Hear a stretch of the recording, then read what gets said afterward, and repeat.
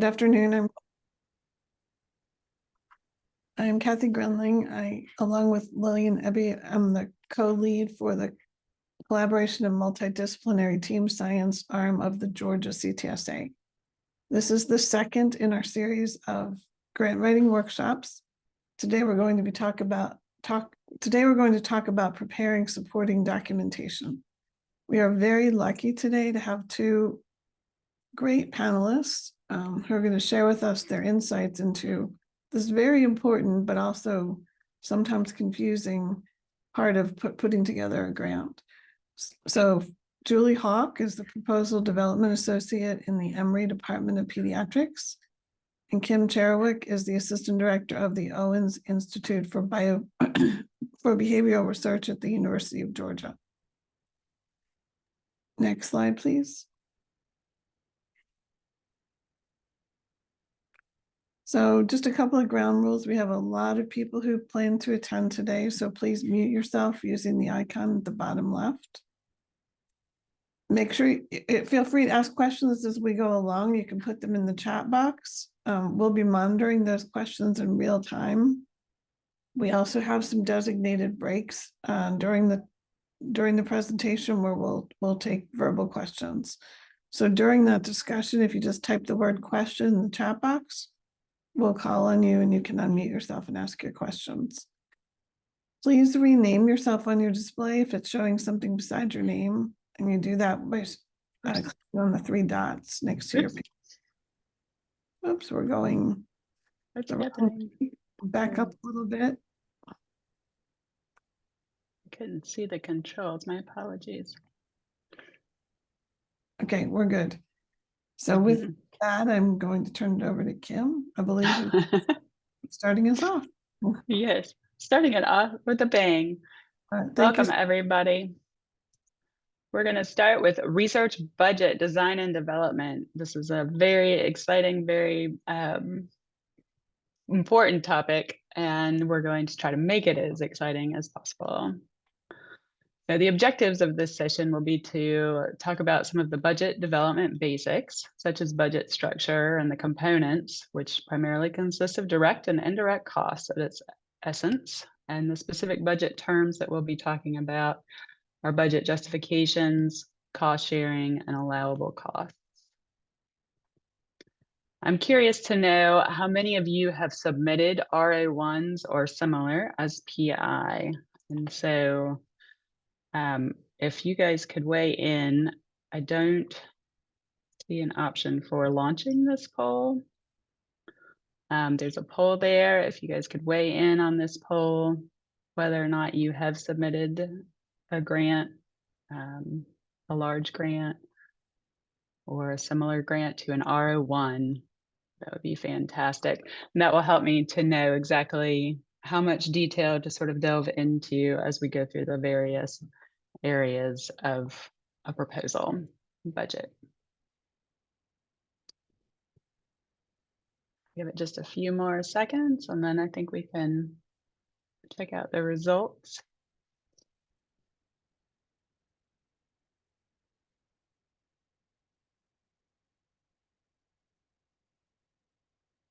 Okay, so it looks like 71% of you have not submitted an RA1 or similar, and 29% of you have. So a good portion of you, this will be probably somewhat familiar topics for you. So I'll just start briefly with laws and regulations, talking about the sponsor project proposal budgets to federal entities are primarily governed by the federal regulations and the uniform guidance.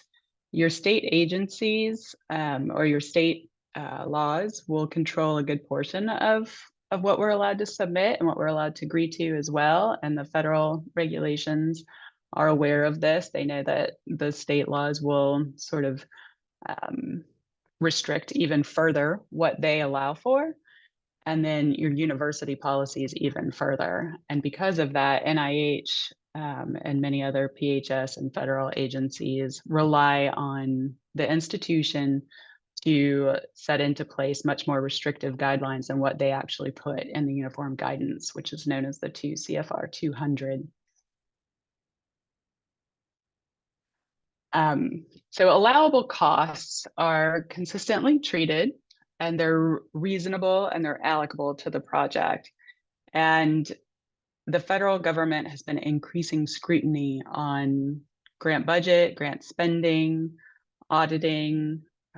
The OIG has been looking specifically at whether or not institutions are treating costs consistently. And this means that they're treating the same type of cost consistently at an institution. And it may be different from what your neighboring institution does and how they treat a specific cost. But as long as that cost is being treated that way within that institution, and it's always been that way, and that's part of their guidelines, and it's gone through audit. A lot of institutions have an audit agency that does an internal audit for them annually that they provide, especially if they have a certain amount of federal funding. And so that is where that consistent aspect comes in. And then reasonable, is this a reasonable price for what you're doing, so that you're not charging the federal government excessively in the interest of potentially trying to benefit a certain business or friend, or you just think, oh, I have all of this federal government slush fund money, so I'm going to just buy this thing at this outrageous price because it's the best and the most expensive. And then allocable being obviously that it has to be part of the project at hand. When you're planning your budget, as far as I'm concerned, a big key to planning your budget is to start early. So you want to work with your grants coordinator, your department personnel, whoever you have. I recommend talking to whoever at your institution has this knowledge and guidance for you that can perhaps provide you with a template. You can talk through your project, what your plans are, even if it's just to kind of sketch it out. You haven't sorted out your big details yet. So that will help you sort of identify what resources are needed. Your overall budget will reflect your scope of work, and your grants coordinator or departmental personnel can help you carefully review the RFP for any budget limitations or guidance that you might miss or might not stand out to you if you're not used to the lingo. Study budgets are prepared with costs linked specifically to the study team tasks and to your recruitment. And so you want to make sure that as you're looking at your budget, and you're looking at your study timeline that you're writing and your research strategy. And again, talking it through with your grants coordinator can help you kind of sketch that out. And you'll probably have to take it back to the drawing board a few times, but there's no reason why you can't get started early so that you guys can get that section taken care of pretty quickly. So what is cost share? Cost share is any portion of a federal project that is not paid for by the sponsor, but has been committed within the project framework. So it could be mandatory, it could be in your RFP, or it could be voluntary, meaning that a PI thinks, oh, if I offer that I will commit time to this project and, say specifically, I'm going to commit 3 months of time to this project that my institution will cover and at no charge to you. That sort of lingo or language is not recommended or approved by your institution, generally speaking.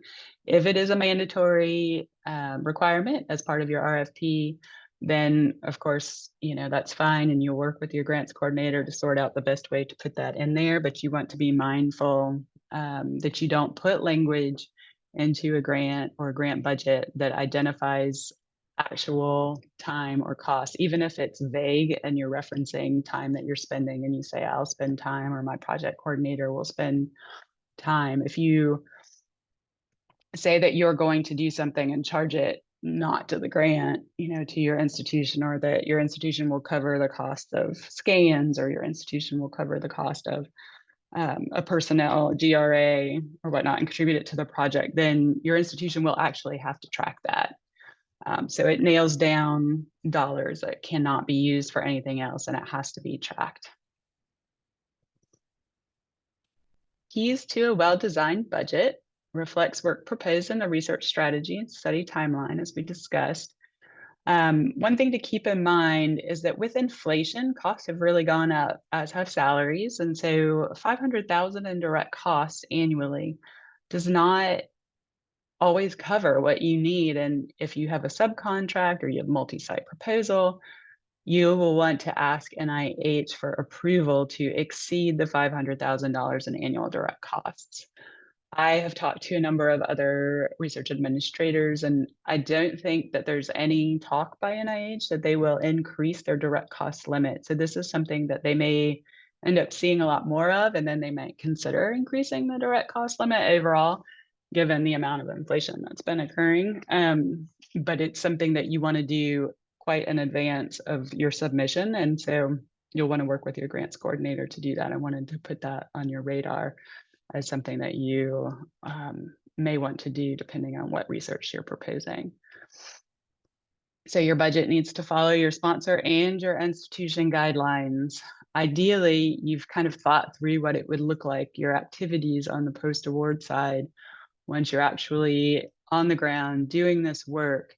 You know, how are these incentive payments or participant support costs going to be issued? Like, what is the IRB process going to be like for this different aspect? And then you're going to want to incorporate that into your budget on the pre-award side. So that's another thing that you want to make sure that you kind of think of and talk about with your grants coordinator on the front end.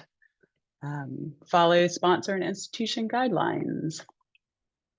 So those consistent with the budget narrative and justified clearly, those are very important things. NIH will actually look at your budget. So will a number of other federal sponsors will look at your budget and they'll look at your narrative and they'll say, you know, this does not match up and this doesn't make sense.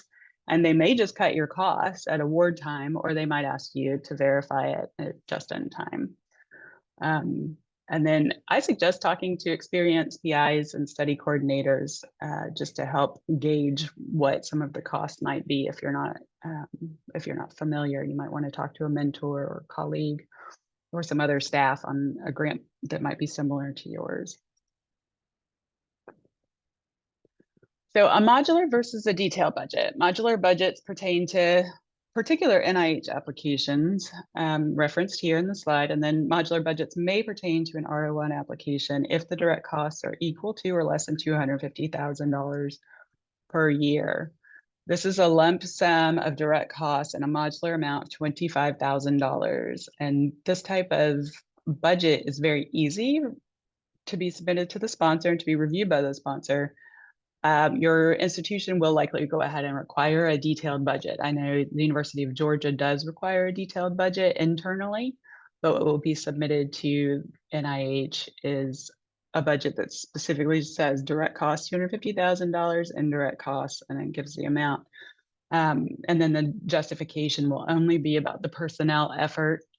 And there's some slight notes about that as well, as far as the additional narrative justification. If there's amounts vary over the years for some reason, perhaps you have data collection that is greater in years 2 and 3, and then years 4 and 5, you might go down from 250,000 down to 200,000 and then 150,000 or something like that.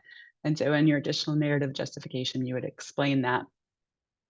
NIH is actually also asking now for data management and sharing plan costs to be included in additional narrative justification related to modular budgets, but that is because they're seeking to figure out the exact costing of what their new data management and sharing requirements are going to be, which Julie will be talking more about that later. And I'll be talking a little bit more about that section of the budget justification at the end of my presentation. So some common categorical expenses for direct costs include all of the things that you see listed here. And so these are very typical part of a budget, and common indirect costs include these items that you see here. Now, these are costs that are necessary to support research and other sponsor projects, but they're not easily assigned. And that's part of why we have negotiated indirect cost rate agreements with a specific entity. The University of Georgia's rate agreement is with the Department of Health and Human Services.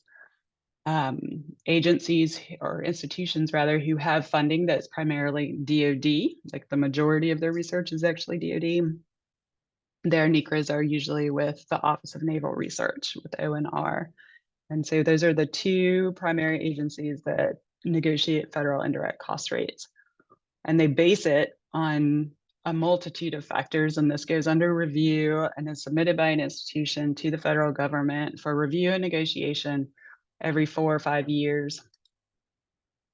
And it covers, these are the items that it tends to cover.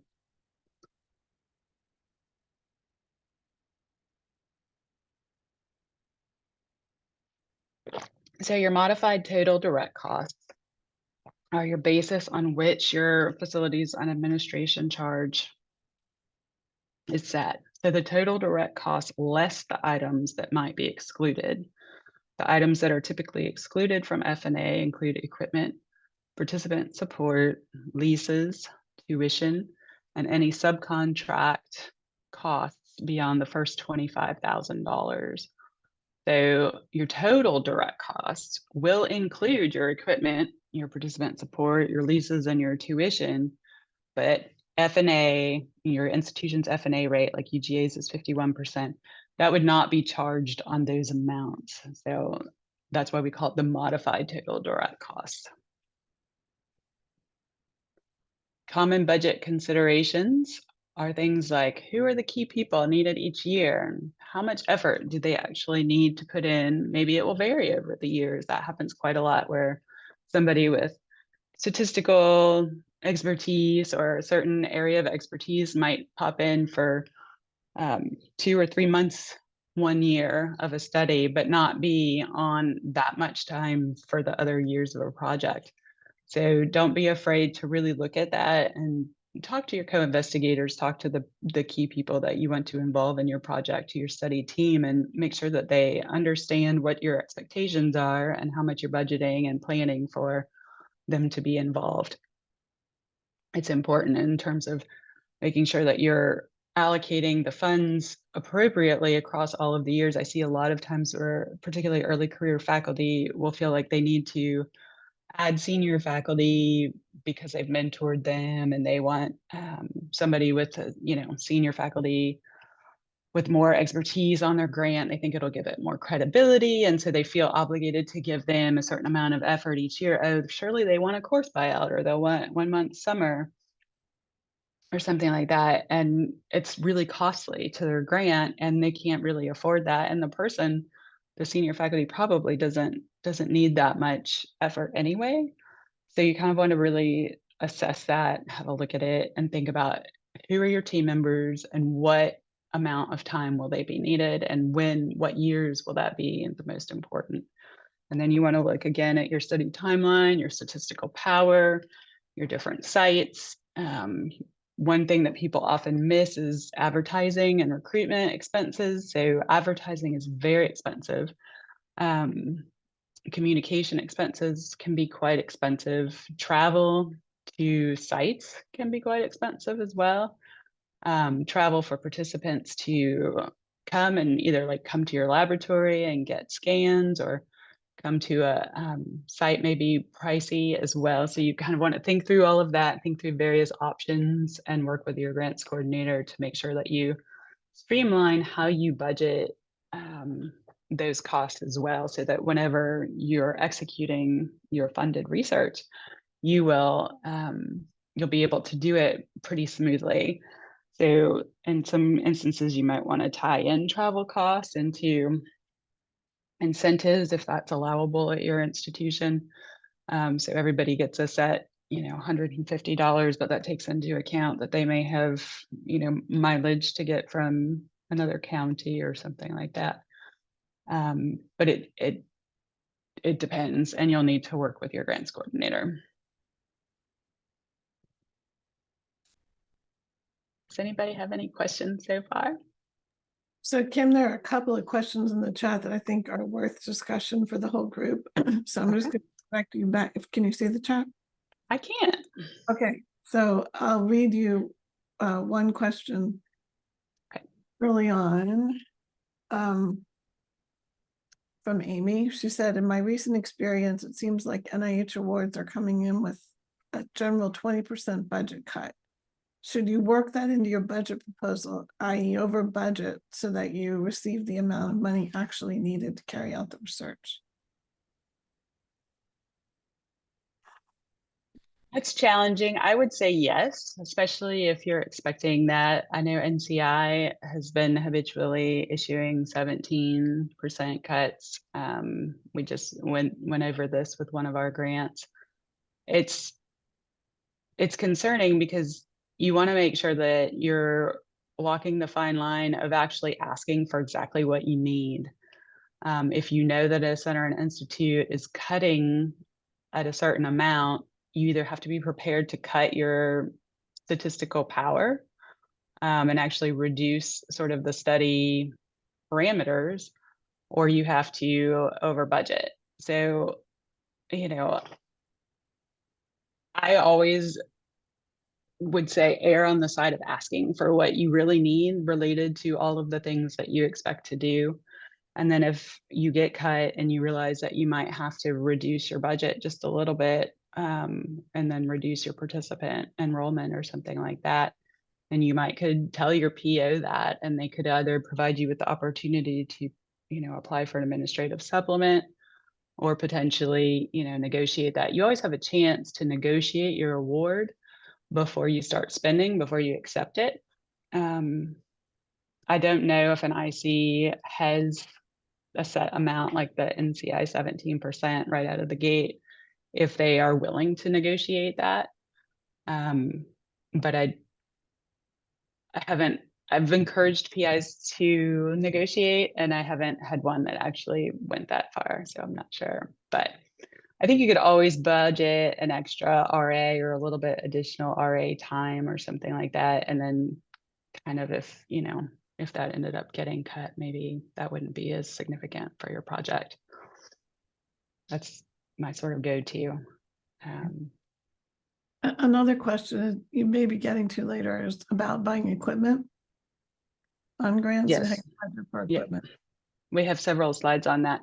What is should I wait for the slides, or? How can you ask for more direct cost than the listed, like to buy a piece of equipment? So I think you'll be getting to that.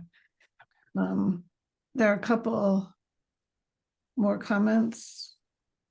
So the next one is, I'm working on a budget now, and Lillian's answering it, but I need to estimate all costs for travel 3 years out. Can we take current costs and add a %? Seems impossible to anticipate what the cost will be. You could budget COLA in there.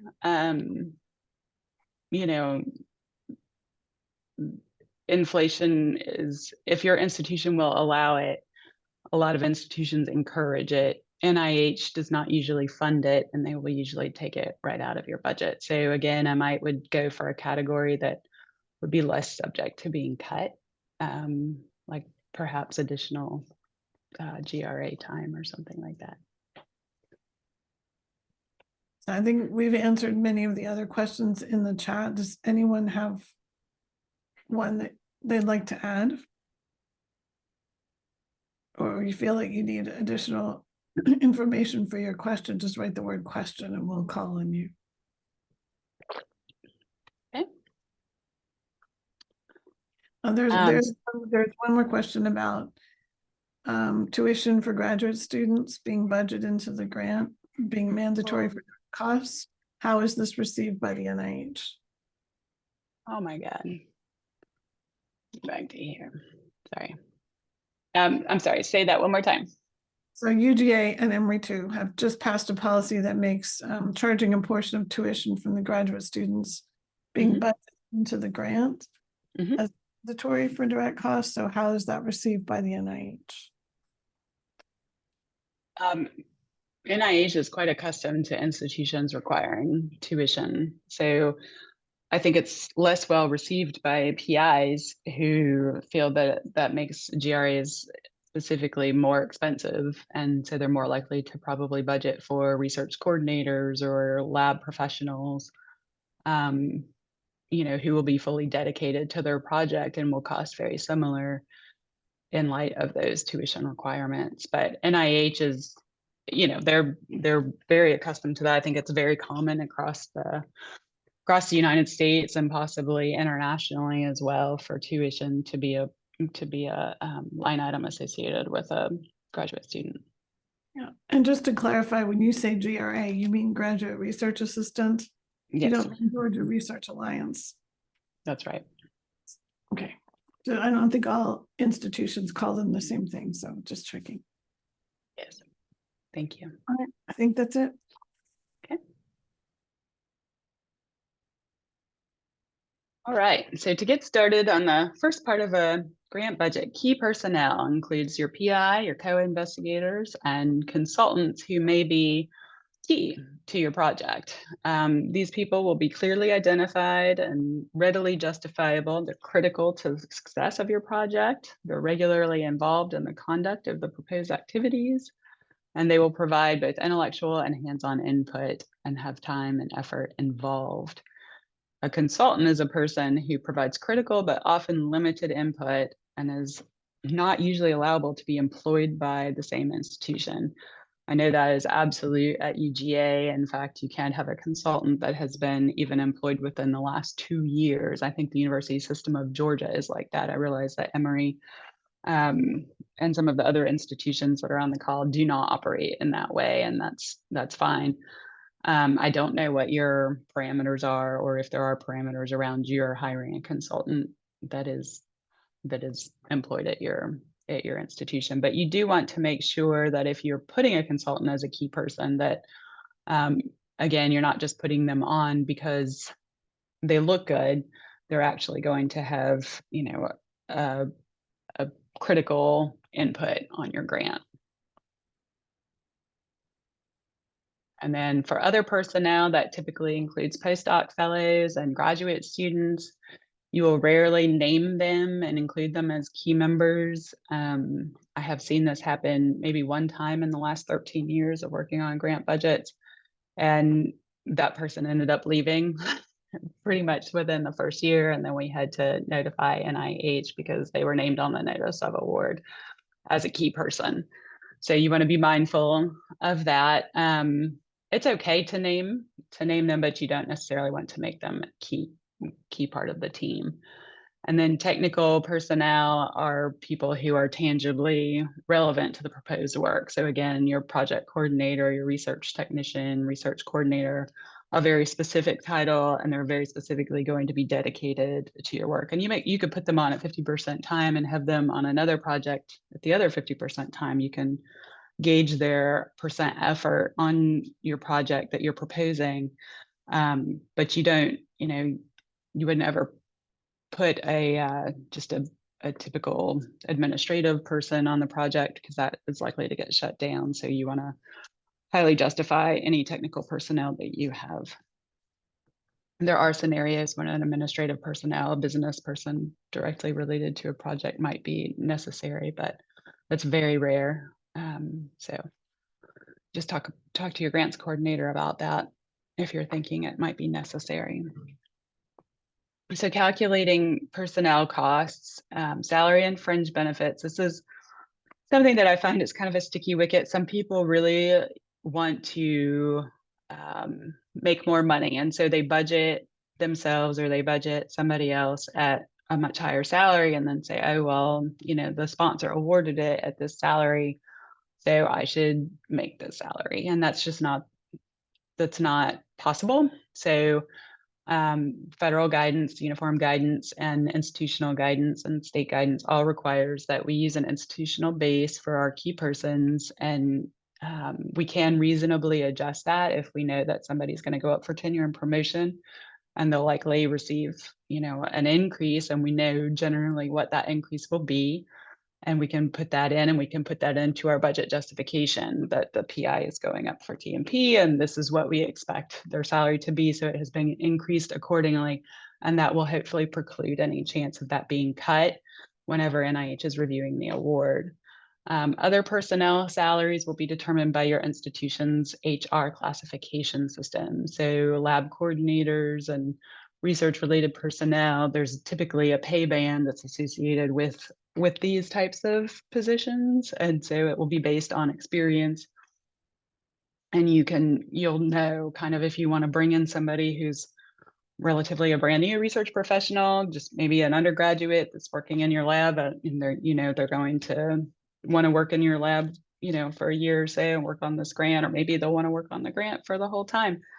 You can budget accordingly for that person, or for that role, with the expectation that they would only have minimal experience. And if you wanted to try to attract somebody from, who's been in a role for a number of years, a very experienced lab coordinator, for instance, then you would want to budget that like maybe mid-career pay band level. But again, something you want to work with your grants coordinator about to get your exact numbers. And also, of course, it will depend on your budget availability. One thing important to know on the fringe benefit rates is that your grant is responsible for all related fringe related to the effort that is charged to your grant, and that health insurance options might affect your fringe budget. So I think typically institutions, run actuarial examinations of these costs and what this looks like every year. And then I know our institution issues a memo every year with an updated benefit rate that we budget for. And that usually ends up being more than enough, and is actually a cost category that we can expect to draw from to make up some variation in other areas in our proposal, kind of a little tiny savings account, as if it were, as you may look at it that way. Or we have had a couple of people who have had what we would call the gold standard benefits. And I don't know what their benefit packages consisted of, but it far exceeded what our institution expected the grant to have budgeted for. And so that's just something you want to be mindful. Our post-award grants managers here in our institute actually run actuals in January every year to see exactly what people's updated benefits are hitting at. And then when we run projections for our monthly status reports that we provide to PIs, we incorporate the actual fringe benefit rates for each personnel. And I think that's very helpful to a lot of our PIs. So there's an executive salary cap, and hopefully many of you will be there in a very short time, but you may not be there just yet. But it is $212,100 for a 12-month person at this point. And so this applies to all proposals. If you put on a key person on your grant who happens to make a salary at or above that amount, then you will need to adjust accordingly and plan for that. This applies to all the proposals. NIH adjusts this annually, so this will go up most likely for FY 2024. We'll probably get notice in late January, early February, what the new EL2 cap is. This is internal cost share, so there's no reason to reference the actual cost share aspect in your grant application, but it's something you want to be aware of in case you want to notify deans and department heads so they can prepare and be ready to budget for it. NIH actually asks that you budget at the cap. That you budget at actual salaries, and then they will adjust accordingly. But what I have found is that grant budgets simply don't have the room to accommodate salaries at those levels and budgeting actual effort. And so we budget at the cap, whether it's this 212.1 or the academic and summer rates as that breaks down. And that allows for us to have a grant budget, enough room in the grant budget to continue with the rest of our project. But then we know in our budget justification that we've done that, and that way NIH is aware, and potentially they could award at the higher cap level if there's room in your budget. A lot of our RA1s tend to go in at the max allowed amount, so there may not be room. So here's an example of personnel budget. And what I did here on these first 3 lines, and this might be confusing to some of you, and I apologize if that's the case, but Emory, I know, does 12-month salaries for their faculty, and UGA, I know, does a 9 and 3 month as an academic appointment, and then summer. And so I've broken this out for you just so you see kind of the effort is comparable. You see that Dr. Alibaba has, if she's at UGA on the first 2 lines, she has 2 academic person months, and she has 0.75 summer months. And then the 12-month line shows very comparably what that would look like in terms of person months for the 12-month. And so there's really not a difference. I mean, for UGA, the difference is primarily in our fringe rate and in the additional salary that somebody would gain from having summer effort on a project. But you want to write up your effort and write up the months as consistently across your university. So however your university budgets people, then you want to make sure that you refer to that according to their actual institutional base salary and how that would be extrapolated on the accounting side, should you undergo an audit. And then postdoctoral associates, research professional, and then a graduate research assistant, which I did not spell out, but that's what we call them here in GRA, graduate research assistant. And so those are just some example base salaries, what it would look like, percent effort. Our GRAs are not allowed to work more than 50% time, 20 hours a week on a project, or be, in an assistantship at any time greater than 50%. It's probably that way everywhere. And so you notice that fringe benefits for the lab coordinator, the salary amount is pretty significant, so that's a pretty significant total for your grant budget. And if you look at that 72,534 for a full-time dedicated lab coordinator, and then you look at this GRA salary amount and then think about supplementing in tuition for this person as well, they're slightly cheaper, but they're limited half time. So tuition here is roughly at UGA is roughly $14,000, let's say, for a year. And so if you do the math, then you see that you have a half person for 2/3 the cost of a lab coordinator. So you might go ahead and budget accordingly. And then I just put a couple of examples in here for you guys to see. So a key person, Dr. Baba is a co-investigator. And I wrote it what it would look like if it was the calendar months, or if it's a 9-3 appointment, you would say 22% academic effort, 2 academic person months, and 25% summer effort, 0.75 summer person months. And you'll note that identified specifically, the titles, the chair, like what the person sort of, you want to justify why this person is worth this time and effort, right? What they'll be responsible for, the study's design and data analysis, and the expertise that they'll bring, and the way that they'll participate in meetings, and the kind of expertise that they have for their project, and that they'll, typically assist with presentations and manuscript development.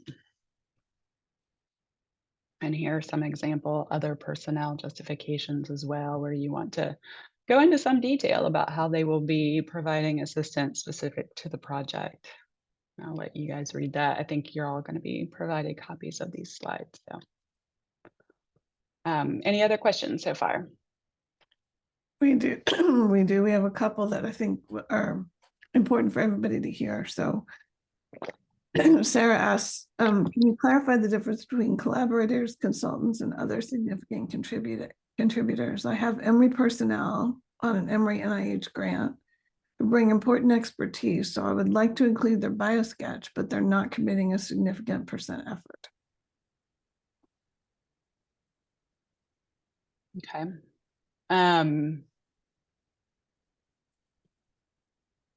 So they're going to be contributing significant expertise, but they won't be committing significant effort or any effort.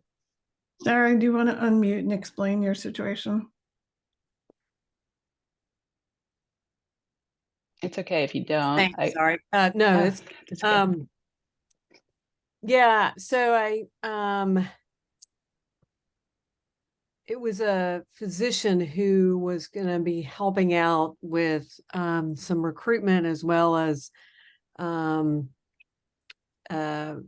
potential, analysis of some of the data, but not, it wasn't going to be much of his time. He didn't need me to buy out his time, and I didn't have that much money. It was just an R21, but because we had collaborated together and we had, and that was his expertise. We could also share just his knowledge of that particular data set. I wanted to be able to include the fact, his biosketch, his extensive stroke research background, and I knew it would strengthen the team. But I didn't, basically, he was offering his time and not going to necessarily be paid for it. So, and I just got that the RAS folks kind of didn't quite know what to do with that, and so I didn't know whether it seemed like some other colleagues had used other significant contributors as a category, but I ran into some trouble with that particular grant and the RAS folks listing him as that. So just was curious.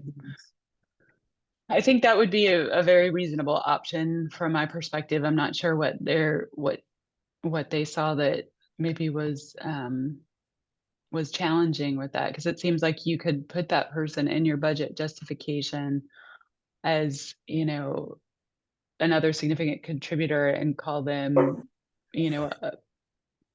providing mentoring expertise to you, or, sort of phrase it in a way that I realize they would also be assisting with recruitment, but they could help you phrase it in a way in your personnel justification where you're not referencing, that there's a time. You're not referencing time per se. I mean, with K's, we have the K Awards, the Career Awards. You have a lot of mentors on their mentoring team, and other significant contributors is a very common category for key persons that you want to provide, their background, their biosketch, and sort of be able to show that you're leaning on their expertise without, they're obviously going to be committing time to you, but it's just not an issue. And so I would probably generate mine similar to that if I was assisting you. But yeah, it's difficult to know how another institution, it may be, again, a matter of them handling costs consistently, or how they consistently will submit grant budgets. So it's kind of hard to weigh in, unfortunately, on specifically why they may not have allowed you to do that. But it seems like a good option to me. I think I would help you phrase it in a way that made sure that you weren't committing cost share, but that they were a key member of your team in terms of providing intellectual input. Great, thank you. There's also a question about having an external co-PI without budgeting their effort, but Lillian and I have both told the questioner that we think that would not be well received by the NIH. They actually have a guideline that specifically says there must be some measurable effort. So they call it measurable, which could be really small, but there does have to be some measurable effort for PI roles. Guy, I don't know. I'm sure I'm mispronouncing your name. Do you want to expound on that a little bit? That question.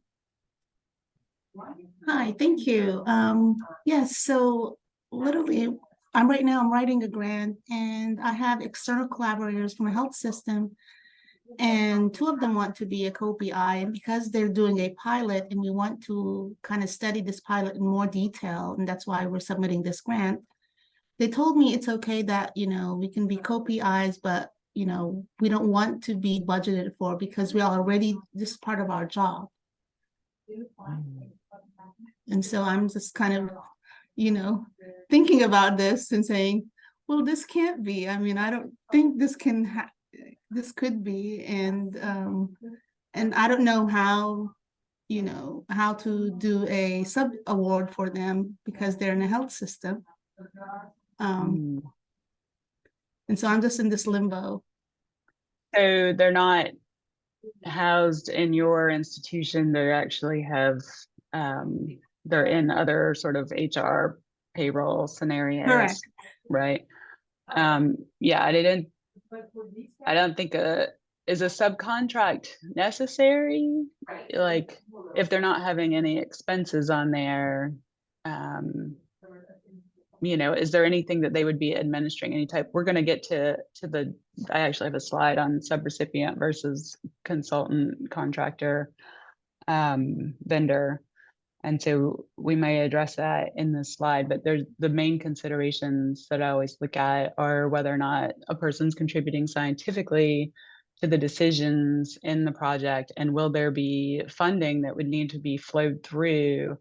And if there isn't funding that needs to be flowed down, like if they're not seeking any effort, then I don't know why you would subcontract to them anyway, unless there was actually work that was being done within their health systems that is related to your project. Does that make sense? Is the pilot work being done at their health? Yes, right now they're doing this pilot at their health systems, and two of Okay. them are involved heavily in this work. And so Gotcha. we did some observations for them, and we would like to, kind of do more thorough analysis for them and kind of submit an R15 or R21. And we were talking about budget, and they told us, no, this is part of our job and we don't want to be budgeted for in the budget. And so I told them, how can you be co-PIs then? Oh, co-investigators, sorry, co-investigators. Is your grant proposal going to be contributing funding towards the pilot work that's being done, or is it expanding on the pilot project that they're already doing? Is that? It's going to be expanding on it. Okay. And so they would continue working in the capacity that they work in now on the pilot with the expansion of your, if your grant got Correct. funded, is that right? Yes. Yeah, then I think it would make sense to budget them at a small amount, a measurable effort amount. And then, especially if they're going to be PI of the subcontract and the work that's going to be held there, you can have unusual PIs. So if there was somebody who is going to be the primary contact, potentially a clinical social worker or somebody else who was going to be, really the person who's doing the majority of the work at the other institution, there can be a non-traditional PI there, and you could have those people listed as other significant contributors or something, but they probably want the PI reference. And so I would think just listing them at a small amount would be fine, as long as there's some measurable effort. So even just a couple % effort or something like that. And you wouldn't really need to go into a whole lot about why you listed them at such a small amount, but you could just say these people perform these roles and they have this level of expertise and they will serve as PI of this subcontract. And I don't think anybody will question you putting them at a minimal %, but you would need to put whoever your PI is should have some measurable effort. So it can be pretty small, and I don't think NIH will have any problem with that. What if it was co-Is, co-PI, co-investigators? Sorry, I'm confusing these two words. Yes, that's what they would be. Co-investigators. Yeah, if they're PI, so a subcontract has to have a PI of that subcontract, but that doesn't mean that it's a multi-PI project. So they would be referred to as a co-I or a co-investigator in your grant, unless it was a multi-PI project. Okay. Where they were actually given that designation of PDPI, which doesn't sound like that would be what the direction that you wanted to take that anyway. So you would refer to them as a co-investigator. We just call them, they are co-investigators for the purposes of the key personnel team for the prime institution submitting the grant, but we would call them PI of the subcontract. Does that make sense? So when you're submitting the subcontract paperwork, then they would show as PI on their budget justification. That And makes how sense? much will this effort be? Like, what is a reasonable amount? Like that, you told me, you to budget some amount, and what is this? How much could that be? I'm just kind of Yeah. curious about this number. It's hard to know without knowing exactly, how their institution measures effort and things like that, but their institution should be able to assist with that from a paperwork perspective. But I would say, a couple weeks of time should be plenty to be able to, call it measurable effort. You want it measurable. So, there has to be enough of a portion, even 0.25 person months, might be fine. I'm gonna It's interrupt. very unusual. I haven't listed a PI at anything lower than 2 or 3% effort ever, a co-investigator. And we have several more questions, and I want to make sure we don't go over time, so maybe we Thank can. you. Sure. So one other question is about if you over budget salary, can you use it for other categories? I think is the question. It's a little confusing. So Yeah, typically you can a PI rebudget. can apply for funding for a project, but not necessarily budget a salary for 12 months because the salary is covered by the university. Can the PI apply for that effort but decline the salary? No, you need a budget or apply for or estimate the amount of effort that is actually commensurate with what you anticipate committing to the project.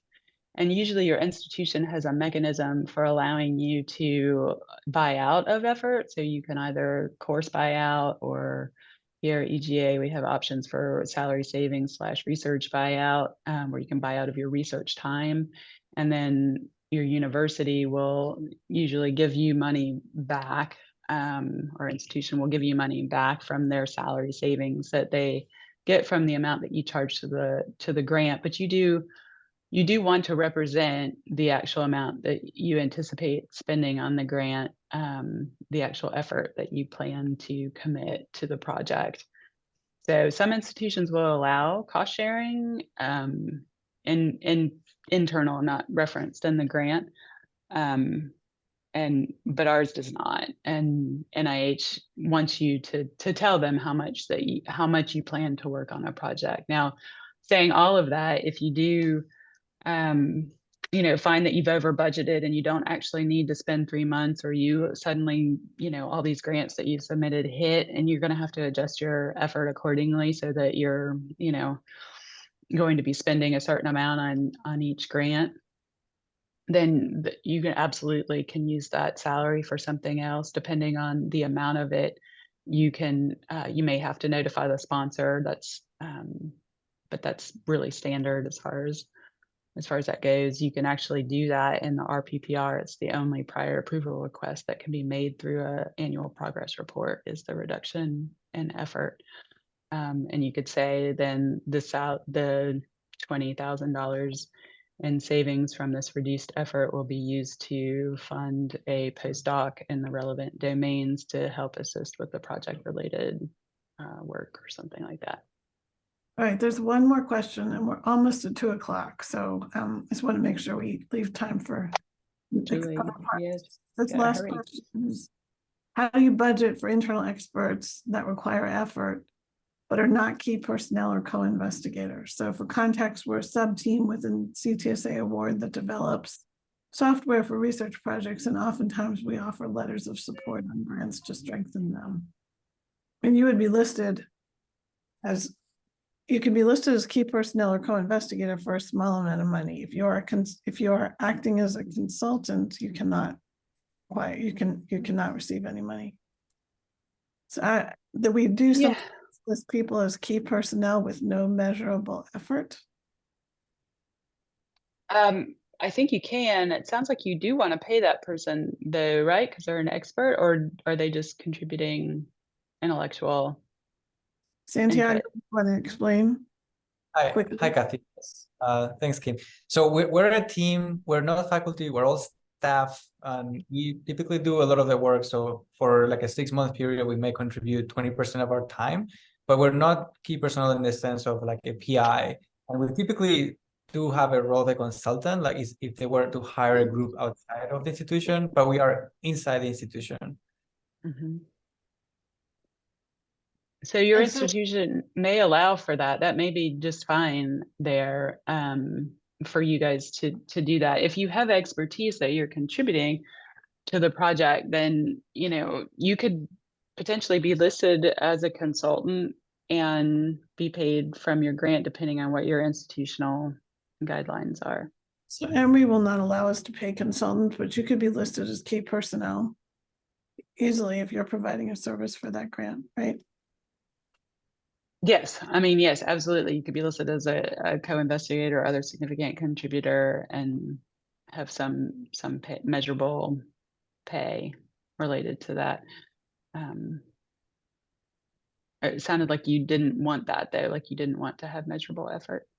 Is that right? So this is Mara, and I work with Yago. And so one of the things that we do is as a way to help increase the value of the grant is we write ourselves in because we have very specialized internal expertise. So it's like a benefit in the grant writing process to include us in the proposal. And so in order to cover, our time, we would like to say that we're going to contribute. And there's a team of us, right? So there are multiple people who we'd like to have effort for. So we want to put it into the proposal, but we're not, again, we are internal experts, but we're not really co-investigators because we're really going to be one portion of the greater proposal, one portion of the greater research. Mm-hmm.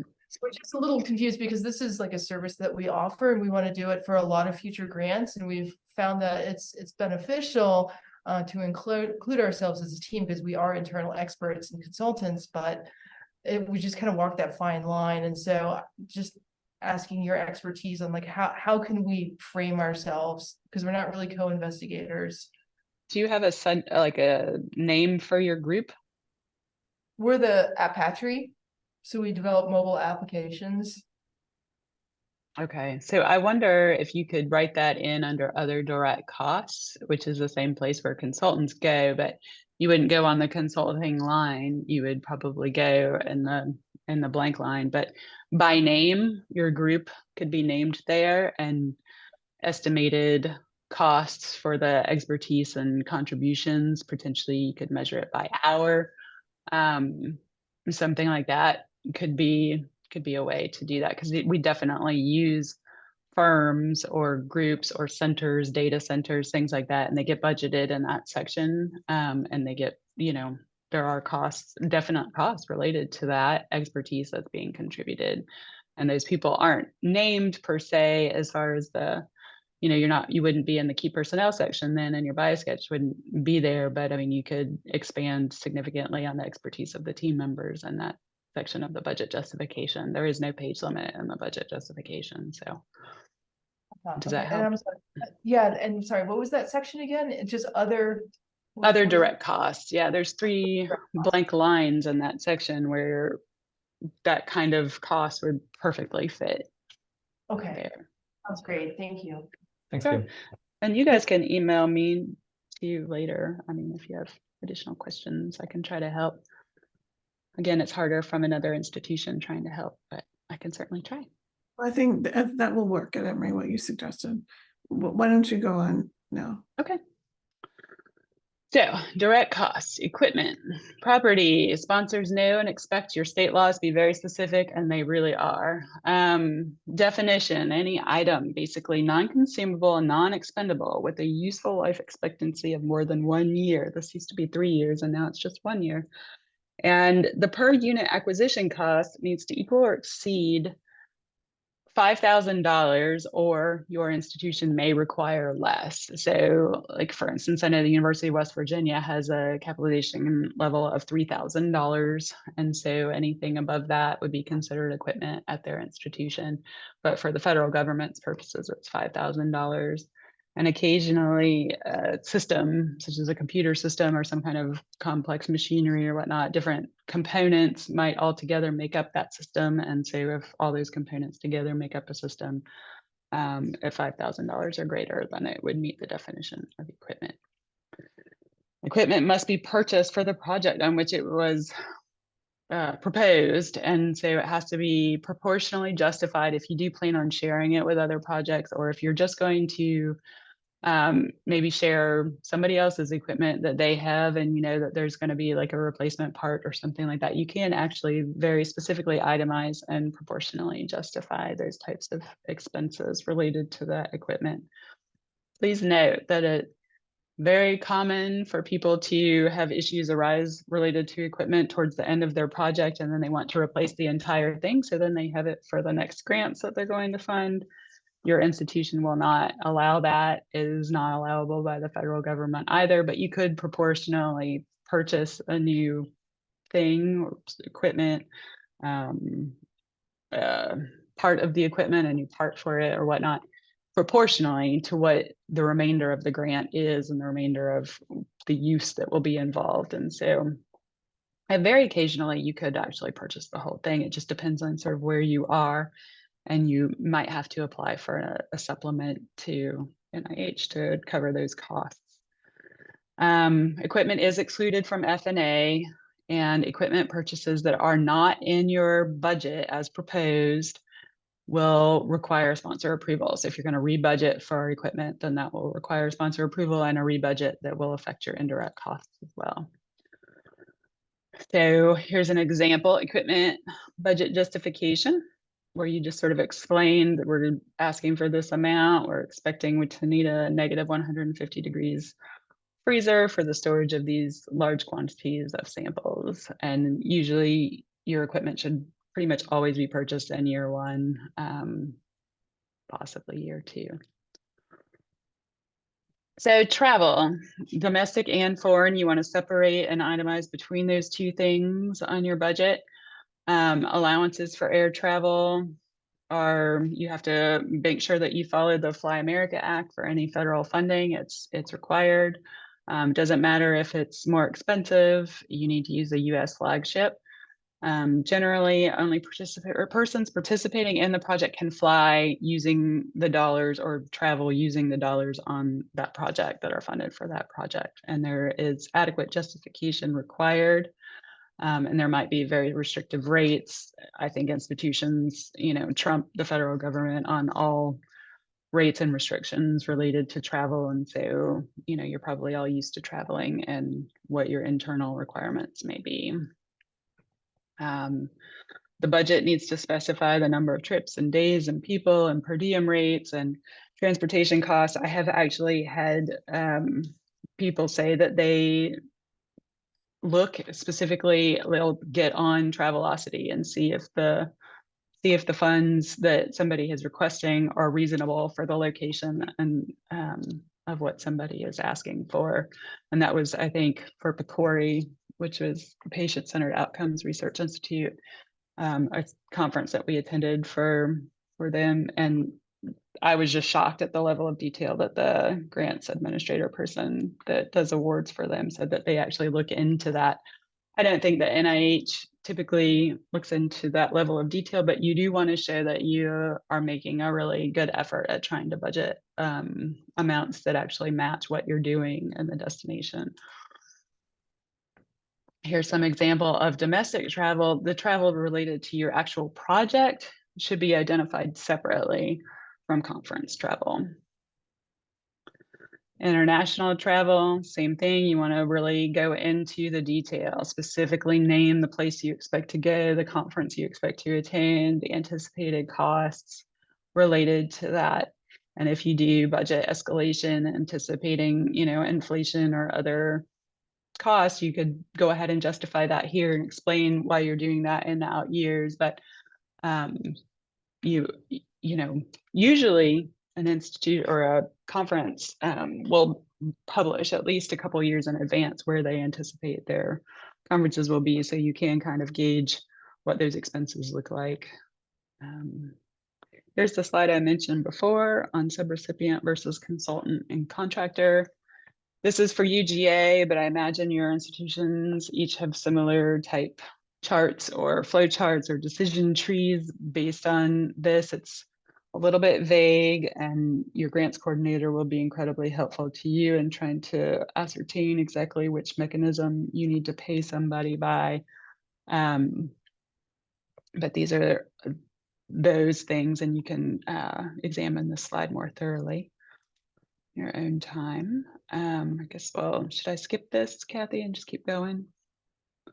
Do we Yeah, have any I think we better continue and wrap up this section. Okay, so then we've got patient care costs versus participant payments. Patient care specifically is looking at routine and ancillary hospital services. These are not costs of care that are specifically requested for the project. So patient care costs are not to be included as part of the MTDC base for calculating FNA. And research scans, so if you're doing fMRI or something that's very much related to, you know, you're looking at stroke, or you're looking at addiction or whatever you're looking at, those clinical scans are not considered patient care, and those are subject to FNA. Participant payments refers to incentive payments made to human subjects research participants. These costs are also not excluded from FNA, and the distribution should be carefully monitored. You want to make sure that you plan this very well with your grants coordinator if you're going to be distributing human subjects research payments, and go ahead and sort out on the get-go what that would look like, what the distribution would look like, and kind of work that out with IRB as well. So that will sort of inform your human subjects decisions as well.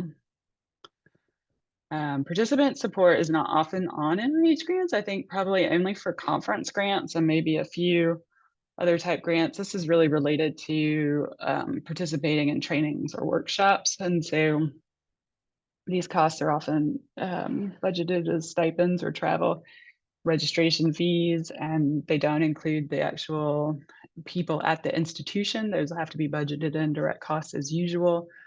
And will be subject to FNA, but participant support, all the workshop attendees that may be coming to your conference for your NIH conference grant, those costs are excluded. And then I gave you guys some budget justification sections, just examples of what that might look like to give a detailed budget justification for materials and supplies, for consultants, for publications. You do want to be sure that you request publication costs.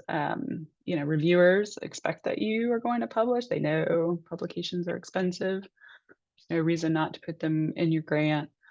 You're going to need the funding the way publication costs are these days. And then here's how in other directs, and this is that fee for service when we were just talking briefly, about that question about how you might budget your team and the services that you provide in terms of your levels of expertise. I would suggest considering something like this fee for service and putting that in that blank other direct costs, and kind of talking about what your center or your group's name is, the expertise that you provide, your outstanding reputation, and the anticipated costs related to that. And then requesting and justifying costs for data management and sharing. This is very detailed. I have the next 3 slides are all very detailed information about that. It's new. This is a new thing to NIH, and Julie will talk about that shortly. In this justification on your budget justification, you will have a section called data management and sharing justification, in which you will give a brief summary of the type of data that you're collecting and the repository where you're going to put that. And if there are cost categories that are related that you've budgeted for all along in your budget, you would highlight what those are here, and you'll give a total of what those costs are anticipated being. And again, NIH is still kind of sorting this all out, and at this point in time, they're really just looking to find out exactly the types of costs that institutions are going to incur as a result of their new policy. So all of those things are still sort of up in the air. This is an example justification. I took this directly from NIH's website. And now the last 3 slides are about multi-PI leadership model and plan. So A multi-PI plan is for people with different levels of from different fields and different backgrounds that are going to each bring like a very high level of expertise or contribution to a project. And so it allows them to be equals whenever they submit a grant as a multi-PI PD. Traditional NIH grants just have a single PI PD, and that allows for that person to sort of be the lead and the person in charge. The multi-PI grant mechanism allows for teams that vary in terms of the size and the hierarchy, and it encourages interdisciplinary collaboration. An example of a multi-PI project would be a jointly directed obesity research effort to identify relationship of specific alleles to particular phenotypes, and experts in imaging, genetics, clinical obesity research, and metabolism might work together as equal partners in the direction of the project. And then I give a link that you guys can look up the frequently asked questions on NIH, and that's very helpful.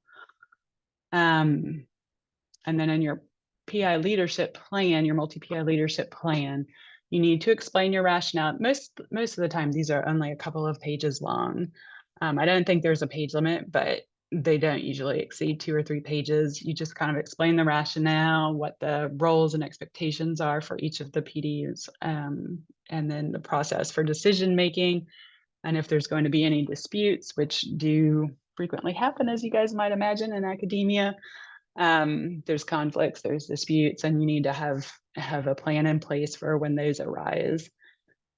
And the purpose of the plan is to facilitate and enhance scientific productivity and ensure that there's a decision-making process in place. And this will be examined by reviewers, so you want to make sure that you pay attention to this component and make it a good one. And I believe that concludes my portion of the presentation. Thank you, Kim. That was a lot of really important information, and you'll stay with us for the next hour or 45 minutes while Julie talks. In case there are other questions, you can put them in the chat, and one of us will try to answer you. And I think I should be able, yeah, I see the chat now. Okay. All right. Well, you are up. Thank you. Okay.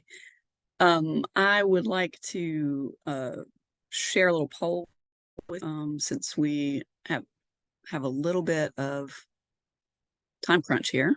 Uh-oh.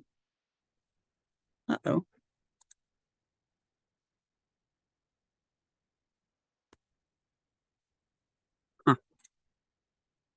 Okay, Lauren, can you share it?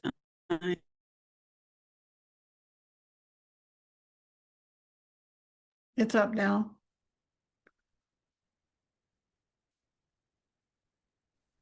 Okay, I left there for a minute. Excellent. Okay, so as I suspected, it looks like data sharing management plan is going to win. Okay, so we're going to just kind of dive into data sharing and management and wade a bit through BioSketch, if everybody's okay with that.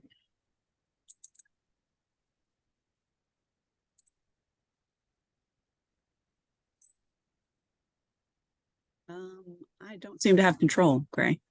Click twice, click on the slides, and then click again, and you should be able to move them. Okay, I did that. Okay, sorry everybody. So just real quick about the BioSketch, then we'll get into the meat of the other stuff. A couple of things that I do want to highlight about BioSketches, just because I see this a lot.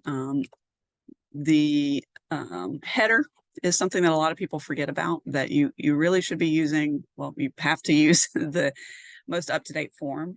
So often I'll get BioSketches in from people who are using an older form. So always look at that header and make sure that it is the most recent version. Then also the important thing with BioSketches, of course, you've got your strict 5-page limit. Don't ever go over that. And then also the ERA Commons username. Sometimes people either forget this or get this a little bit wrong. And while your research administrator is probably not going to catch that because of the systems, it can sometimes kick the whole thing back. So always kind of pay close attention to that. This is one reason why it's a good idea to just have a base BioSketch ready to go so that you can tweak it for each individual grant. And you know that all of that stuff is correct. Chronological in your degree stuff, and that's going to matter here in a minute.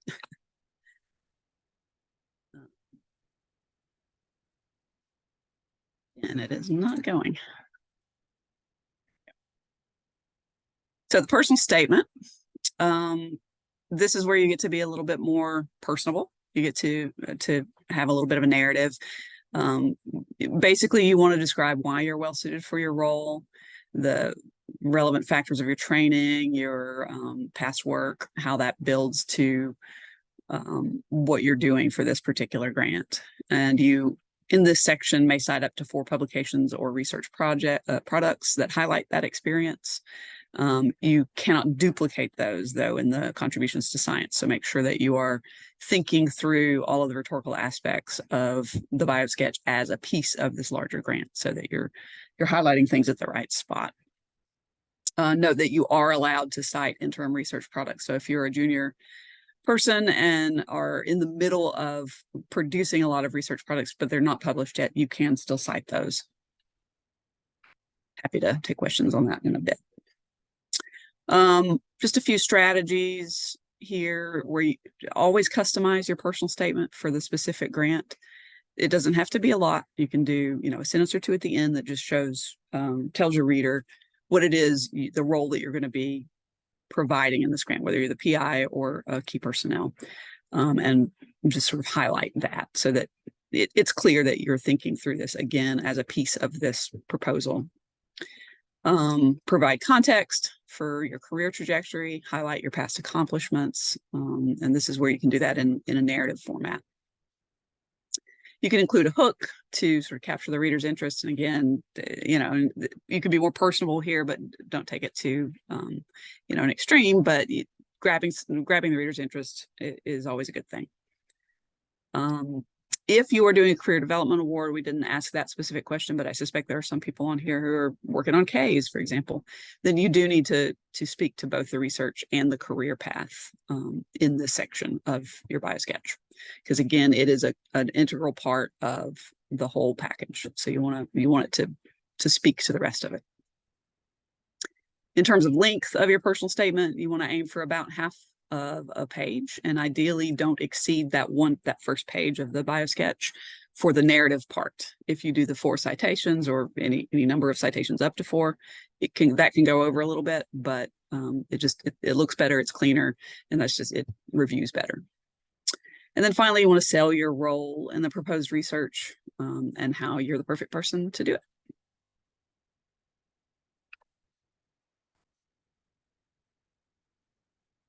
I think I may have to stop my video.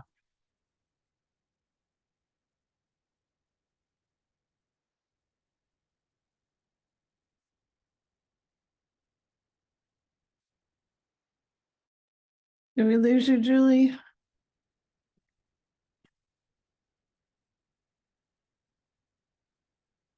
I think we may have lost Julie for a second. For a second, I'm going to stop my video because even though my internet was perfect for the hour I wasn't speaking, it's giving me trouble now. Sorry about that. Okay.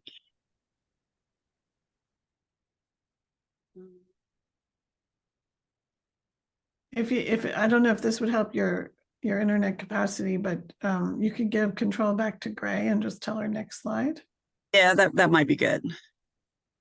Greg, can you take control back and advance the slide? On it.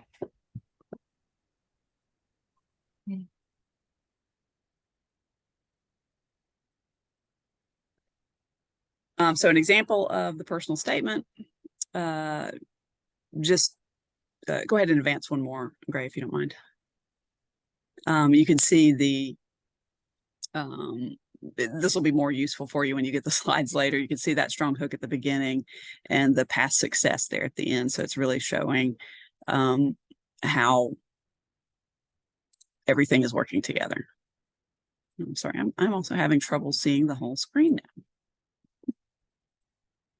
now. Okay, next slide, please.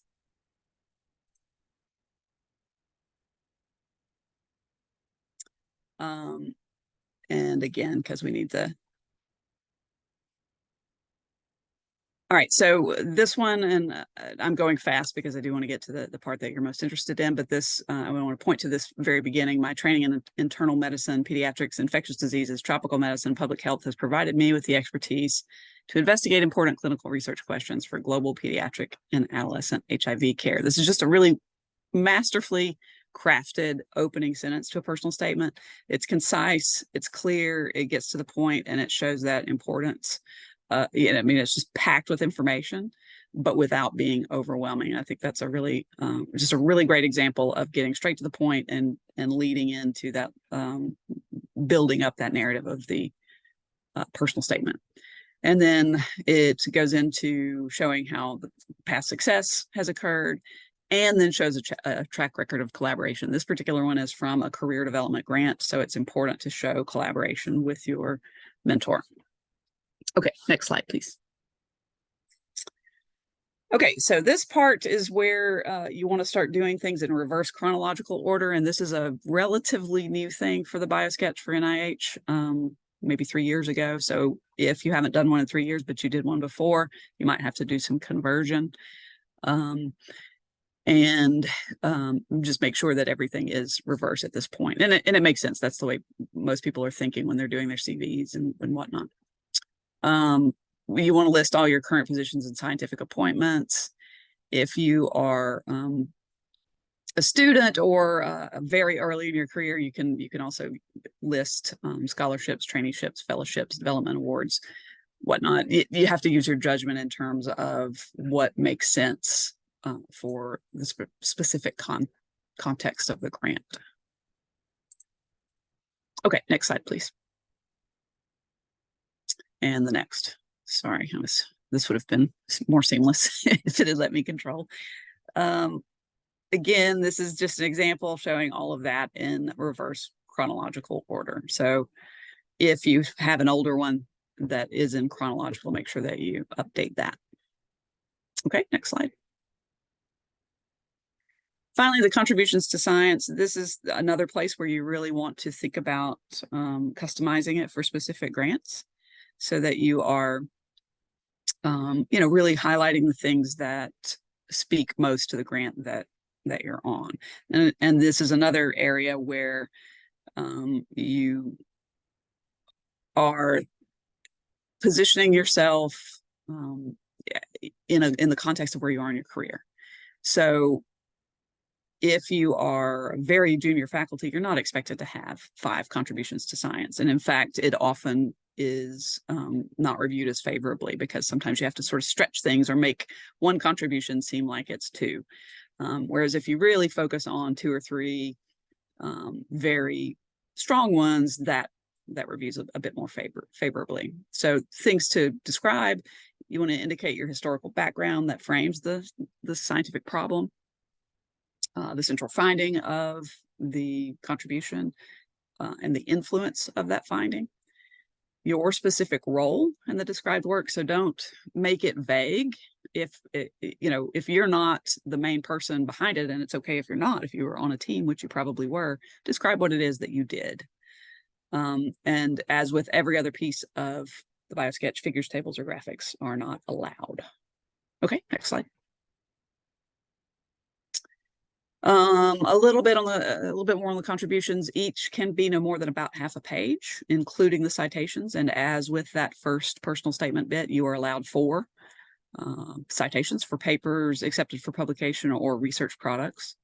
They do not have to have been authored by you. It's great if you are an author on them, but sometimes it makes sense to provide a contextual citation that, a seminal work in the field, especially if it's a career development award and it's your mentor, for example. Optional, but highly recommended. At the end here, provide a URL to a full list of your published work. And it is optional, but truly you should do it. So you have to make this link to a federal government website. NIH recommends using My Bibliography that you create through NCBI, and that's really the standard. You really should do that. Okay, next slide. Let's skip this. And I've already kind of covered that as well. We got to go fast. So let's go to the example. Yeah. So the clear title for the contributions, there's no formula for how you're supposed to do this, like in terms of either the format or the way that you list the list of paragraph, but you always want to think about your audience. So a reviewer is going to find this a lot easier to digest if you have a clear and clearly formatted title that sort of gives the snapshot, and then you go into it. So in this case, improving the care and evaluation of adolescents living with HIV, transitioning from pediatric to adult care. So that's the topic. That's easy to digest, and then you can go further in, and then you can see the research products cited below it. Okay, next slide. Same deal here. I won't go any further in the content, but just a note here that one of these, well, actually all of these research products are publications that his mentor was credited with and not him. And so again, Career Development Award. So this makes perfect sense. It's showing the importance of the mentor's position in the field that is going to be pursued. So this is one really valid way to approach it. Again, considering what kind of mechanism you're applying for and what the requirements are. So you always have to think about that with every piece of these ancillary documents. Okay, next slide, please. And just a quick thanks to Drs. David Myers and Brian Zanoni for use of their BioSketches. Okay, questions about BioSketch before we launch into the other stuff?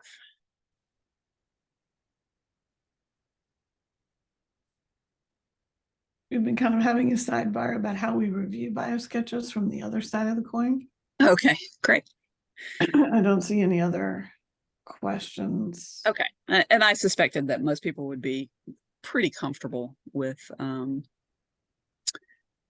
this. I do see one. You mentioned the use of unpublished products in the personal statement. I know you can do them in the contributions to science. I believe you can in the personal statement as well. Kathy, do you have clarification on that? The only thing I've ever seen there, well, two things. Occasionally a link to a web-based project, which you're not supposed to do. Not supposed to do, yeah. Links, but sometimes you can get away with it, but really wouldn't do that. But also BioRx, so a preprint is kind of the accepted way of mentioning unpublished products. Okay, yeah, And I I agree. would just add that, you know, I don't see any reason that you couldn't include this, but I would be very deliberate in what you do include, and only include something if it's really highly relevant and demonstrates something very specific in support of your application, rather than include a bunch of works in progress or unpublished works. So sparingly, I would say, very sparingly. I agree with that, because there's a balance between including something that's going to make or break your project and looking like you never finish anything and you don't publish it. Yeah, those are great points. Thanks for bringing that up. And that does point back to the main idea of this, not just the BioSketch document, but basically everything that I'm talking about today is thinking about all of these documents so rhetorically, so strategically, so that you are looking at them as parts of a larger argument that you're making to sell you and your project. So you do have to always think about it in those terms, which is why it's also very helpful to get other people to look at what you're, not just your research strategy, but some of these other documents as well, because the reviewers are going to see them. So you might as well let other people review them as well. Okay, so if you think of other questions later, you can certainly address them. But let's move on to the next slide, please. Okay, so data sharing and management plans. I wish that I could tell you I will answer all your questions and everything will be clear, but I can't. We'll do the best we can. So the new NIH guidelines went into effect in January of this year, and they were they were under production for years, and so we've known that this was coming, but nevertheless, it has been sort of world shaking in terms of PIs sort of worrying about, what's supposed to go in them, how is it supposed to look, how's it going to be reviewed, all of that stuff. Well, there's good news and bad news. The good news is right now, that's also how NIH feels. So we're all sort of on the same plane of, we're figuring it out. The bad news is it is still really important and you have to do it. But actually that bad news is good news because it needed to be done and it does increase transparency and rigor. So the new policy applies to all research. This is a really important quote, so I'm going to call attention to it. Applies to all research funded or conducted in whole or in part by NIH that results in the generation of scientific data. This includes all NIH supported research regardless of funding level, including extramural grants, extramural contracts, intramural research projects, and other funding agreements. So everything qualifies. And that's what's really new. They've always had this for the super large ones or a version of this, but now everything falls under this policy. Now it's not currently a part of the review process, but, and this is a really important but, NIH reviews the plan and holds PIs accountable for compliance, which can affect future funding. So they have really signaled that it's very important to them. And so a couple of things that means for you is take it seriously is the first thing. And then also don't promise the world. Promise what you need to promise to comply with the policies that are in place, but don't go above and beyond because there's no need to do that. Okay, next slide. We'll look at a little bit of what it actually entails.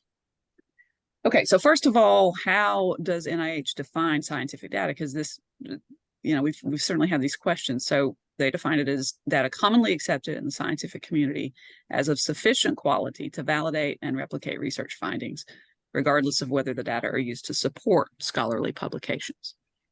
So if it is data being generated by your research project, it qualifies pretty much. So it does include any data needed to validate and replicate research findings.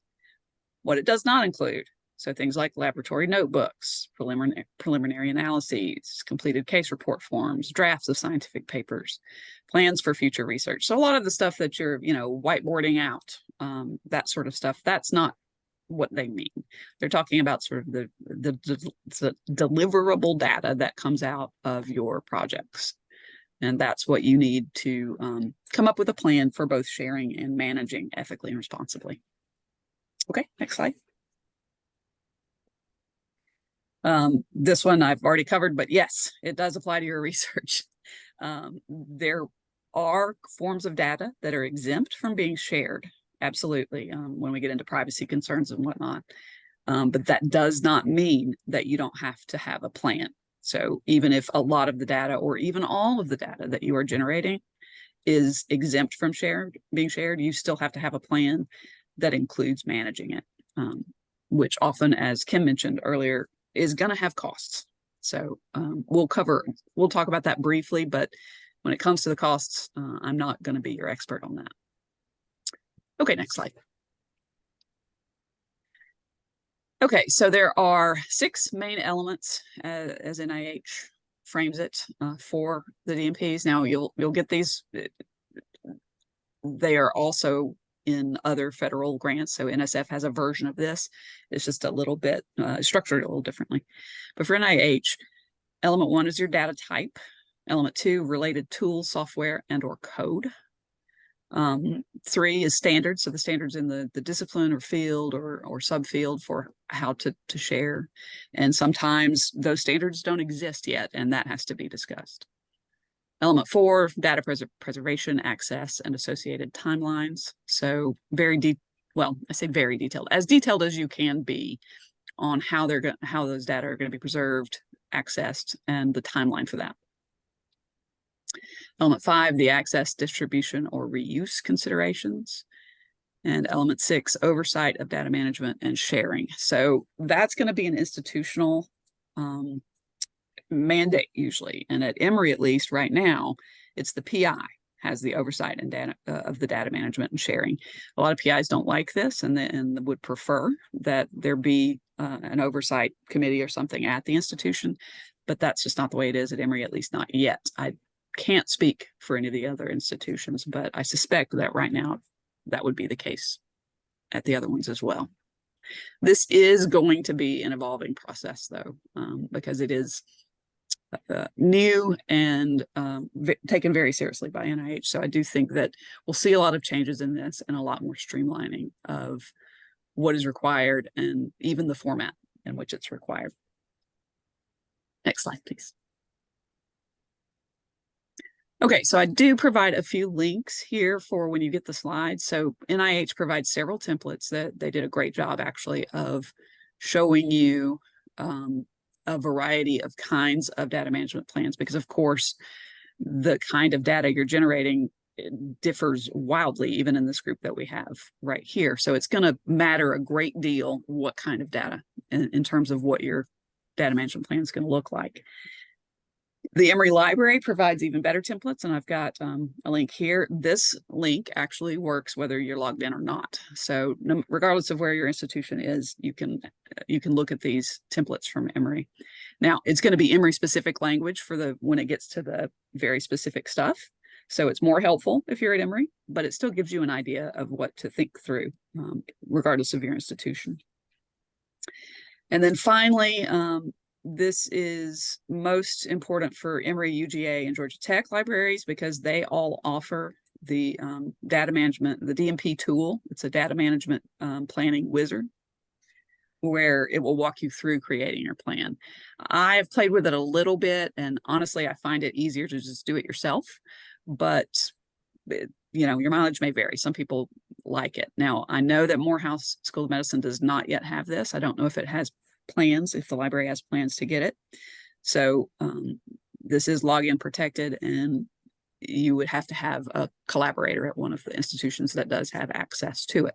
Again, however, while it is a tool you can use, it is by no means a necessary tool to create your data sharing and management plan. Okay, next slide. Oh, the question slide. So what questions do you have about this section?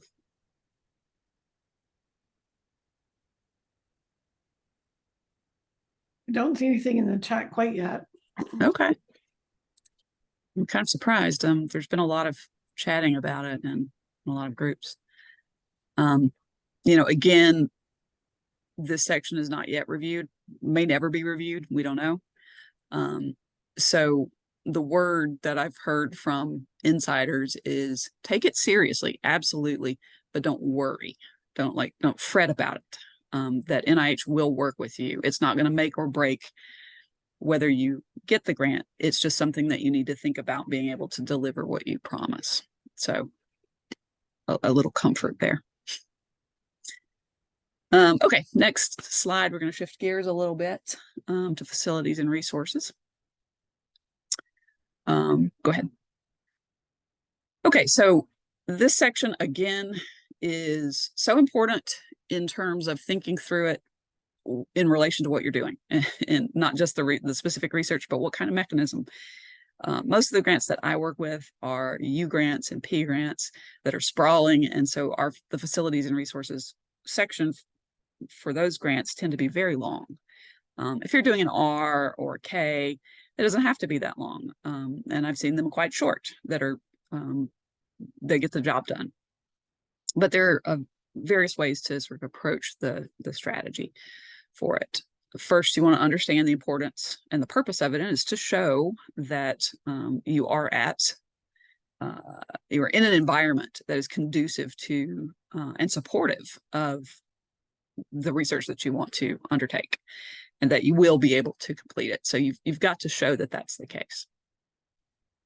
You don't have to reinvent the wheel here. Most of your institutions are going to have places that you can go to get boilerplate information.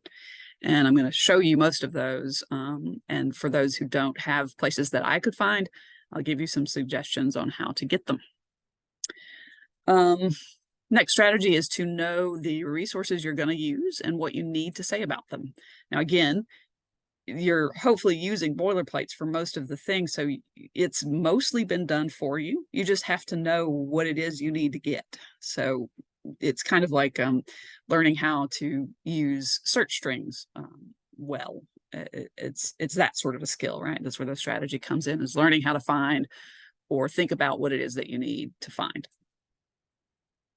You don't want to overload the section with information just because it does not have a page limit, and it doesn't. So, I mean, it can be very long, but there's no need for it to be long for most of what you're going to be doing.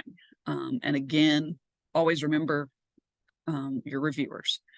They are overworked, they're tired, they don't want to flip through 400 pages of facilities and resources. So the amount of information that will get the job done well is what you want to do. You can, in fact, use pictures if they are relevant and helpful. Don't just, splash pictures around just because, but figures and pictures can be quite helpful to show that various parts of your institution, whether it's showing sort of the enormity of the campus itself, or showing specific lab spaces or things like that. But again, don't do it just because, but you can, in fact, break up the text that way. Okay, next slide, please. Okay, so I sort of dealt with this already. Reviewers need to know that you are in an environment that is conducive to conducting the research that you propose.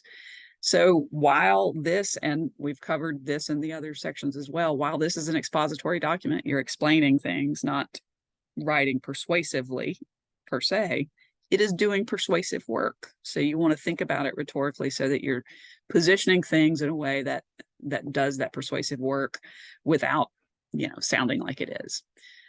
This sounds harder than it is, but it really is a matter of just putting together those parts of your intellectual environment that are going to help you succeed. And again, it needs to always be reader friendly. At the end of every drafting session of any piece of your grant, you always need to say, okay, how reader friendly is this section? How can I make it more reader friendly? Because a happy reviewer is your friend. Okay, next slide, please. So let's go over some examples of how to find some things. Emory, if you're at Emory, there's an excellent source that is central to the entire university. Emory Facilities and Resources Boilerplate Language Library. Now, some of it is locked to log in, but not all of it. In fact, most of it you can get without being logged in, which means if you are a researcher at Georgia Tech and you're collaborating with someone at Emory, you can in fact pull from the relevant sections usually at Emory without even needing that login, which is helpful. All you do here is search by either the title, or I find it more useful on this particular tool to use the description, to put keywords in the description. It finds it better. Most of these are kept pretty up to date. They all have different owners, but they're centrally controlled or surveilled.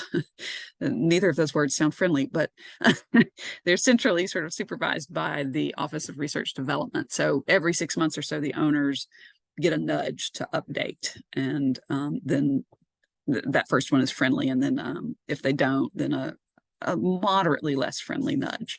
I know because I'm an owner of several. And so it does stay largely up to date. Next slide, please.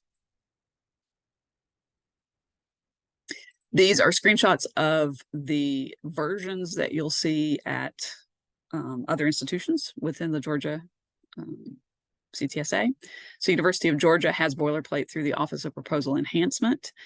And I don't know how much, some of it does seem to be login locked, so I couldn't do a whole lot, but it does show you, sort of the overall categories that you can use to get further into the weeds there. Georgia Tech is very similar. Neither of those seem to be quite like Emory's in the way that you search, but it's the same idea where you're getting into being able to find some very specific things, still largely institutionally related in terms of it's going to be the things that are large institutional supported things. Emory's gets a little bit more in the weeds than I think either one of these do. So sometimes you might have to do a little bit more digging. Whereas School of Medicine, unfortunately, does not seem to have one of these, but they do have a research page that points you to a variety of things that you could use to start digging. So research centers and institutes. If you go there, you're going to find a description for those centers and institutes, and you can use that language because it's, you know, public language. You might have to shift some of the way that the words, you know, some of the wording so that it makes sense in terms of tense and whatnot, but the information is going to be there. You can also reach out and should reach out to your grants office to make sure that there's not a library that is just completely hidden from anybody who's not at MSM. And because different departments and whatnot will often have libraries that they maintain. If you, for example, happen to be at Emory or you work with Children's Healthcare of Atlanta and you're doing anything child health related, I keep a separate document that's from the Emory boilerplate, but that is specific to child health research that I update regularly. So if you needed something child health related, I'm going to have it. So you would reach out to me. Many places will have somebody like that that can do that for you. So the key is going to be finding the right person to ask to get to that place. I can't promise that they're all going to have that, but they often will. So if you need stuff like that and there's not, and you can't immediately find it by doing, this is how I would do it, is do name of the institution, boilerplate language. That will usually, that's what brought all of these up. If you can't find it that way, then you're going to want to dig a little deeper and figure out who to ask. Okay, next slide, please. Okay, so knowing what you need to discuss. Again, and you've heard both Kim and me say this multiple times, and that's because with grants, it's the only forever true answer is it depends. What you need to discuss always depends on the type of grant. So again, when I'm doing when I'm helping a PI with a P or a U grant, that is just a large institutional grant that reaches across different disciplines, you're going to have to talk about a lot more than if you're doing an R1. And you'll have to talk about more if you're doing a career development grant than if you're just doing a research grant. So if you're doing a research that also has career development, you have to talk about training and educational resources. And again, those things are usually offered in boilerplate, sometimes through your department, and often through the institutional boilerplate tool, whatever that may look like. If it is research only, you tend to want to stick to the research resources you will be actively using. You don't have to, wax eloquent about the institution itself for very long, although it never hurts to have, a blurb about your institution, and you probably should start there. Okay, next slide, please. You also want to include the intellectual environment. So this is things like, how many faculty, sometimes you can go into the weeds with how it breaks down in terms of specialties, if that's relevant to what you're doing. Again, always think about how that is, how these things are tied into the project that you're doing and whether or not that's going to help sell it or sell you in this environment. But sort of talking about the breakdown of faculty, and especially research funded faculty, is really useful. You want to include funding information from the most recent year available. Again, those boilerplate tools tend to have that if somebody is there to keep it up to date. If you go into one and it's like the last data is from 2018, then you probably want to reach out and ask somebody for some updated stuff. Often it's going to lag by a year or so because it takes a while to get all of those research expenditure data, all of that gathered. from a variety of sources. So you won't always have the most recent year for every single thing that you're listing, but as long as it's within the last couple of years that you're not going back and forth or going way back, then that's fine.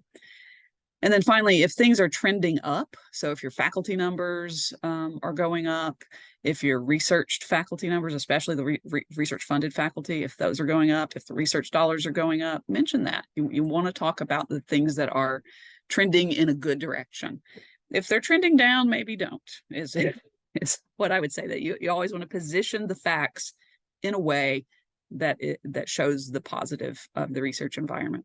That is not to say that you should lie about things, but rather show a factual representation in a way that that snaps a good picture of your particular research environment. And then, of course, yes, you also want to have your own. If you have your own lab, you want to have the data on that, square footage and all of that. And if you're not yet independent, but you're working in a mentor's lab, you would have that.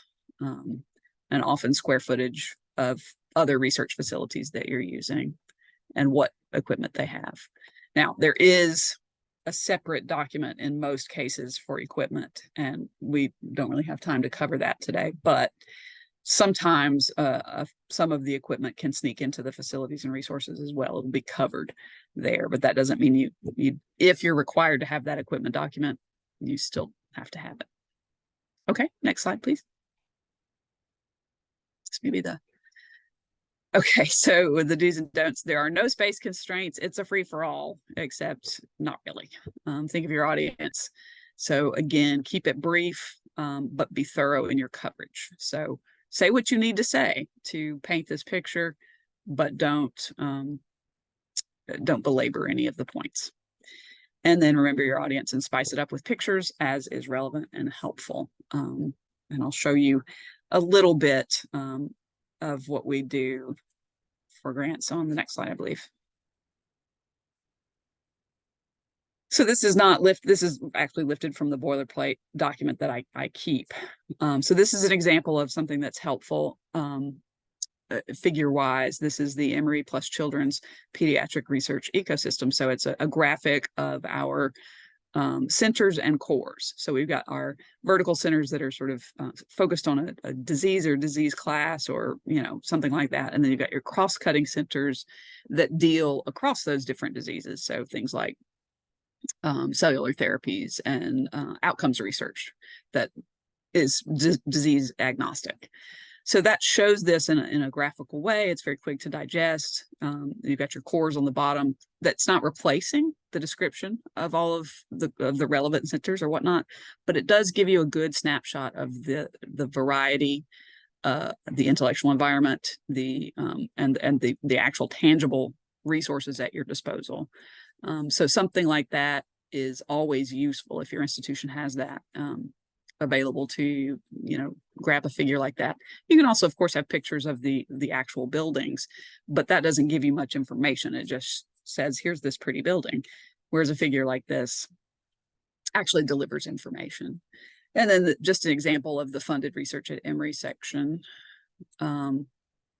Researchers at Emory University received $944.5 million from external funding agencies in fiscal year 2022, breaking the previous record-shattering year of research funding. So again, it doesn't have to be that dramatic, although this is what they have on the boilerplate.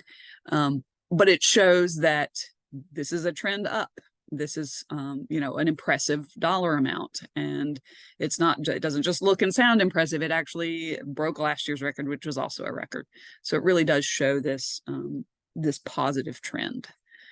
And then it goes on, in much the same way, and it breaks it down a little bit more, showing how much of that is NIH, how it breaks down, what's not on the screen as it goes further into the different parts of Emory and how that, how it breaks down.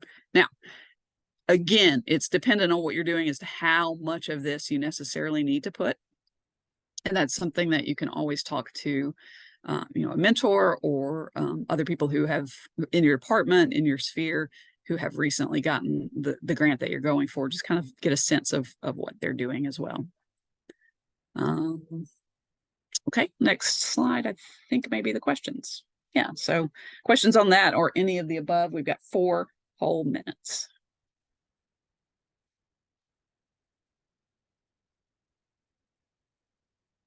Thanks, Julie.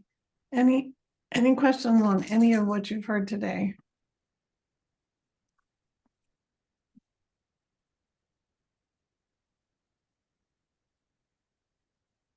Okay, Lily, I'll turn it over to you. Thank you, Julie. Yeah, thanks, Julie and Kim. That was really amazing. And there's a lot of information. We will be sharing the slides with you. And if you can advance the slide, Gray, one last time. One thing we're going to ask of you, since we've invested this time in you, is to please fill out a very brief evaluation that we're going to send you. This is really important to make sure that we can continue to support these types of trainings and educational opportunities within the Georgia CTSA. We promise it will only take a couple of minutes. I think it's literally just a few questions. But huge thanks to Kim and Julie for all your efforts. And we do have one final session in this series, which will be a mock review. And that will be on January 11th. Is that right, Kathy? January 11th from 1 to 3 p.m. You'll be getting Yes. some correspondence about that through the Georgia CTSA messaging if you are part of that. I'm not sure if you'll be getting emails about that session having participated in this, but that's going to be another great session in our 3-part series on grants. So thanks a lot for attending. Hope you all have a great rest of the day.